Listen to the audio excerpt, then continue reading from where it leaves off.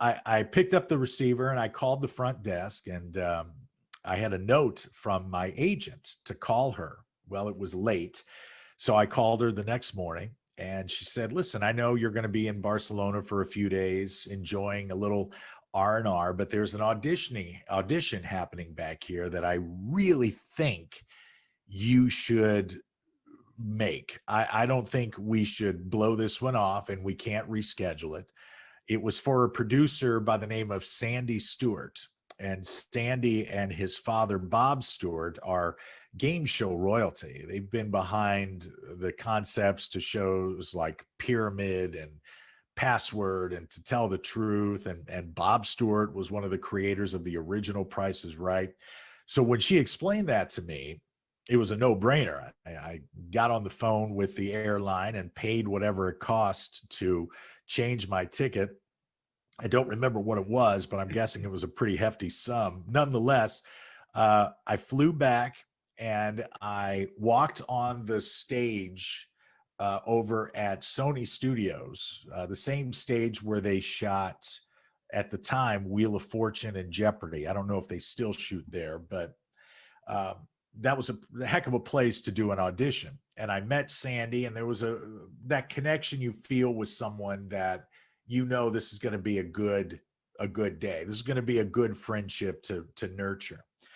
But what is most memorable about that day is the fact that every aspect of a game show lit something inside of me, flipped a certain switch. You had the live audience, which I've always loved. You had the fact that it was one take. I don't like doing things multiple times. I think if you're passionate about what you do, you should do your best to get it done right the first time. Frank Sinatra felt the same way, by the way, so I'm in decent company there. But most importantly, I loved awarding contestants prizes or cash. You know, it doesn't matter if it's $5,000 or $1 million. I've had the pleasure of awarding $1 million several times with another show that I did with Sandy. But a little bit of money means a lot to someone. It goes back to talking about the woman from, the post office. A little bit of $5,000 could pay off a credit card that's been hanging over your head. $5,000 could allow you to catch up on your car payments. $5,000 could allow you to buy a new television that now you and your kids can sit and watch Disney movies on. $5,000 goes a long way, not to mention what a new car would do, or a new refrigerator that you've needed for years and years and years. And to be in that moment with this person when they receive this amount of money or that prize, you can't match that. There's no occupation in the world, save for maybe a doctor who cures someone who's very sick. There's no occupation in the world that matches that feeling of generosity, I guess, is probably the best word for it. But I knew, even if I didn't get that job, I knew that game shows were going to play a part in my future. Now, the show was for Hollywood Showdown, which Sandy thankfully and luckily chose me for. There were some great guys up for that job. But Hollywood Showdown ran for, 2 or 3 seasons, couple of hundred episodes, which led to Whammy, the all-new Press Your Luck, which ran for another 165 episodes, which took me to Family Game Night and the Price is Right stage show. So I've worked with a lot of awesome people in the world of game shows, but I credit Sandy for opening this door into this magical world, where I get to be Santa Claus 365 days a year. When you were getting the hosting job for Whammy, did you like the new style of it compared to what it used to be like in the older version? Well, I was only 13, 14 years old when the original version was on. So like everyone, I, of course, knew, come on, big bucks, no whammies, big bucks, stop. I knew that. And I knew what the whammy looked like. And I, of course, knew who Peter Tamarkin was. So I thought it was a great idea that they were bringing it back. Now we're talking 2000, 2001.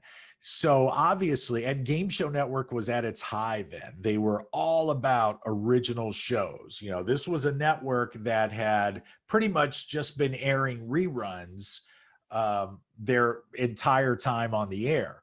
But now you've got some new executives in there, Bob Bowden and Kevin Belenkoff, and some of these real creative, true game show people that had some ideas. And I thought it was cool. I thought the set was cool. I always tell people it was such a loud show. I mean, it was really loud. The music was loud. The board was loud. The audience was loud, but it was fun. And yeah, I liked the fact that, you know, Peter Tamarkin and we each did a pilot that day. I think Peter went first actually, and then I went second.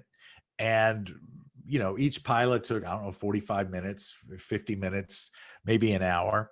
And we both, you know, just left. And Peter was such a gentleman, such a great guy. I mean, there was no competition, no weirdness. I mean, people always ask, well, was it strange being there with him? I'm like, look, Peter and I had been going on auditions our whole lives. You know, you're always there with somebody you're up against. If you're going to let that get to you, you're in the wrong business. You know what I mean?